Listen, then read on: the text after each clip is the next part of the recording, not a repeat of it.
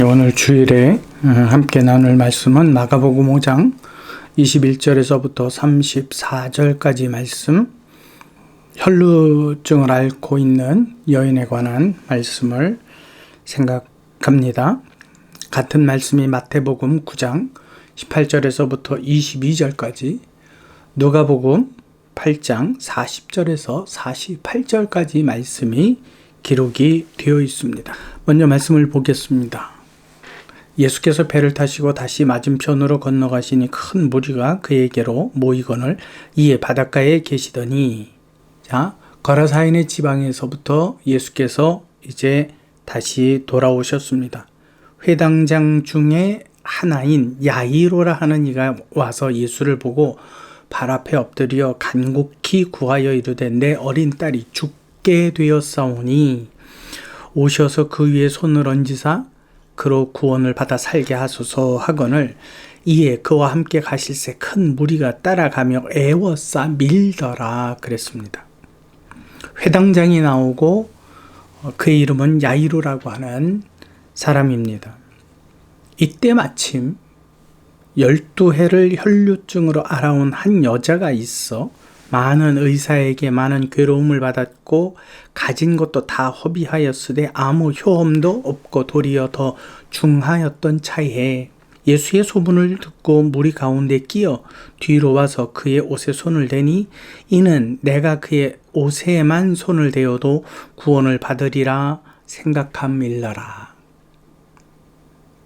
앞에 드러나지도 못하고 어떻게 해서든지 그분의 옷자락만, 옷 끝단만이라도 만진다 해도 나는 나음을 입을 수 있겠다 라는 그러한 믿음을, 생각을 가졌다라는 겁니다.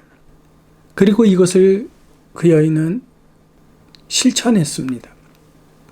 이에 그의 혈루 근원이 곧 마름에 병이 나온 줄을 몸에 깨달으니라.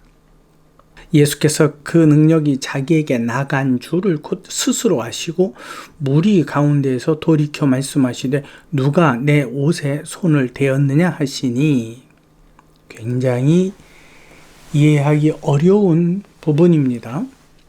왜냐하면 능력은 분명히 예수 그리스도의 몸에 있어야, 우리가 상식적으로 생각할 때 몸에 있어야 하는데, 이 여인은 머리카락도 아니고 손도 아니고 혹은 뺨도 아니고 그의 예수 그리스도의 그 옷단의 끝을 만졌을 뿐입니다.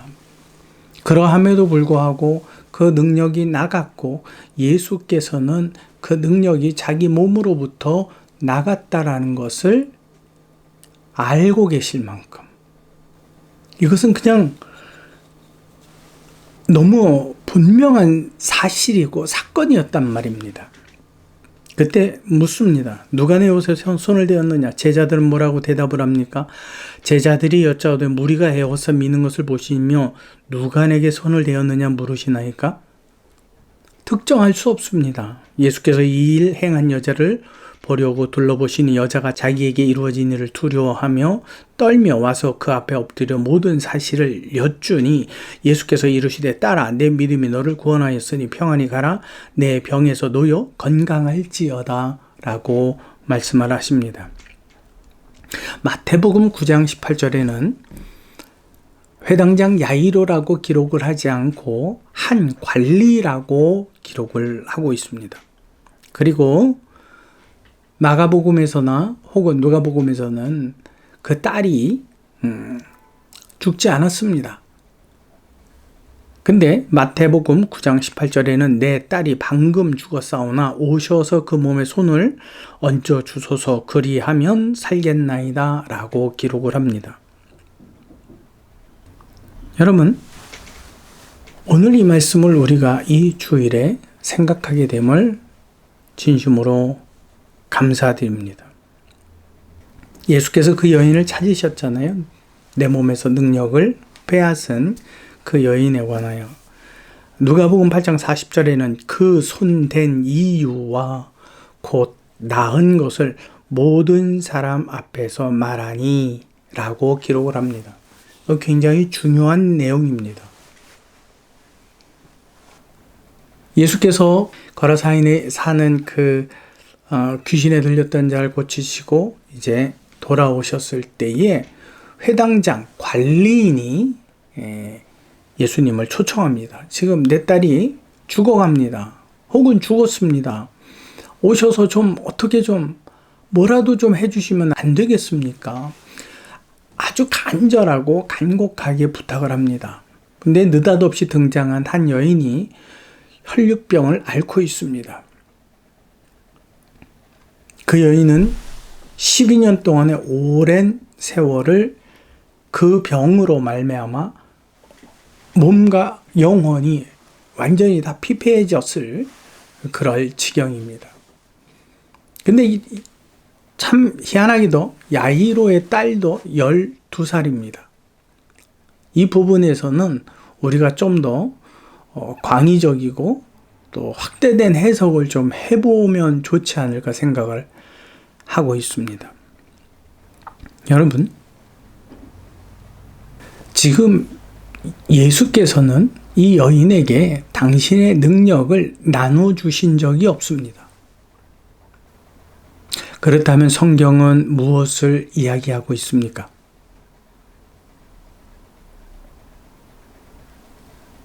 여러분, 예수님께서 성령을 통해서 이 성경 본문을 기록하게 하신 이유가 무엇이겠습니까? 오늘 저와 여러분들은 어찌하여 예배 가운데에서 그 말씀으로 은혜를 받기를 원하십니까? 우리는 무엇 때문에 예배합니까? 우리는 그분으로부터 공급을 받는 겁니다.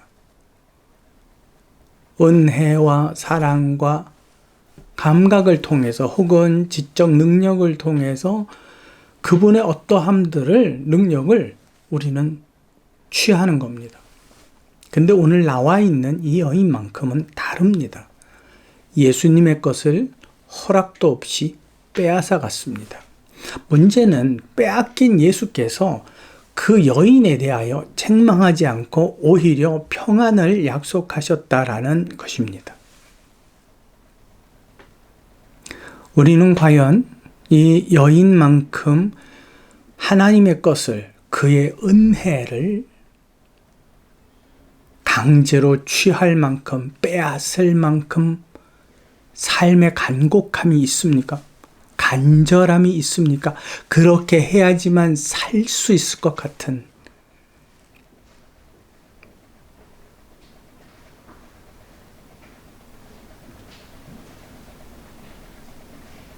여러분, 그 간절함이 있습니까? 예수께서는 이 여인에게 그 능력을 빼앗기고도 슬퍼하지 않으셨습니다.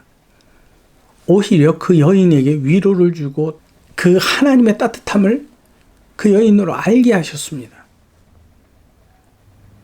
그 여인을 대하실 때 딸아라고 부르시며 더욱 친근함을 나타내 주셨습니다. 여러분, 이 여인에게 있어서 중요한 것은 예수님 앞에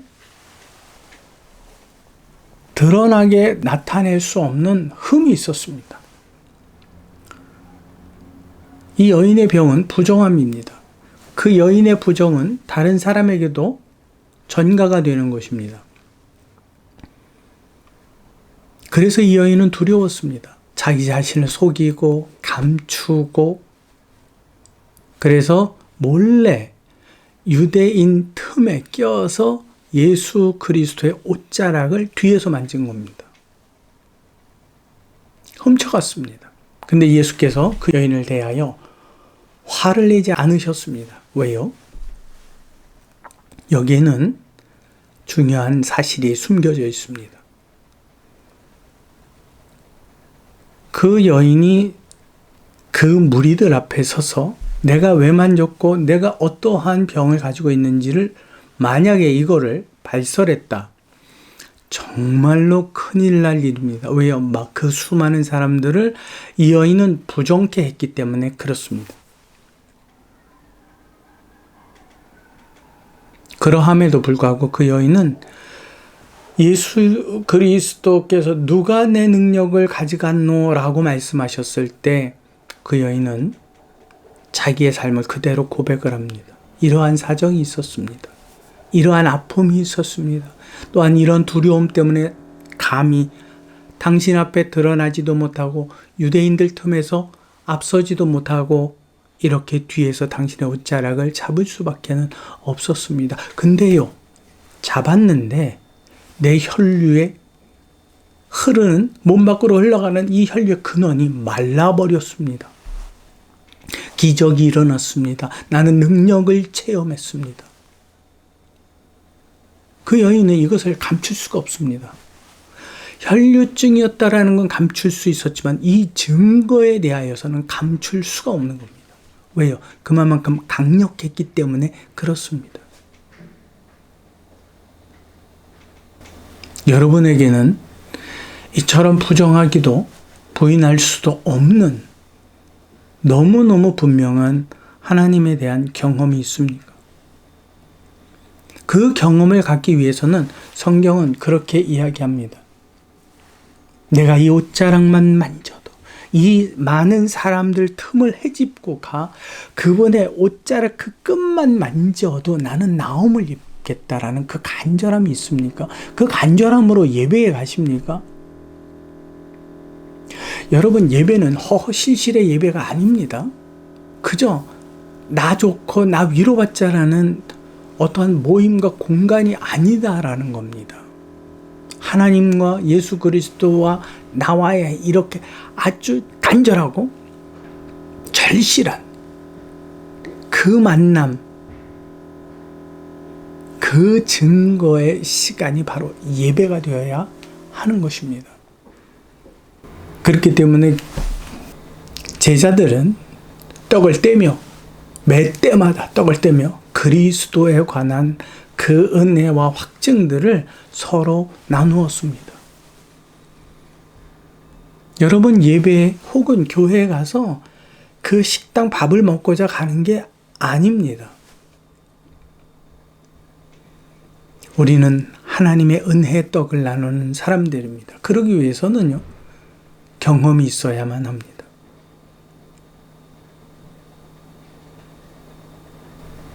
여러분, 오늘 예배에 가셔서 이 혈류증을 앓고 있었던 이 여인처럼 하나님의 만남에 대하여 그분에 대한 간절함, 이제 남은 길은 이것밖에 없다라는 그 간절함을 통해서 여러분들이 하나님과의 깊은 교감들을 증언할 수 있는 교감들을 반드시 갖고 돌아오시기를 진심으로 소망합니다.